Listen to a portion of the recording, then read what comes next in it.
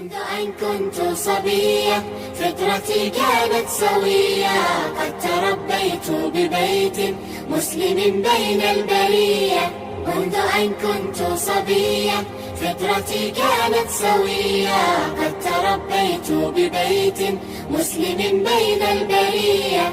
ومنايا الحسن يبدو في المحيا كالبهية، وبالستر لجمالي بحجابي لا أذية. هكذا أوصى إلهي في وصاياه نبيه، وتعوذت بربي من مردات دنية. روم كيد روم مكر وتدابير خفية، لن يمسوا من حجابي إنني فيه الأبية. سورة الأحزاب تحكي آية الستر الجلية، كيف عماهم هواهم بئس والله المطية.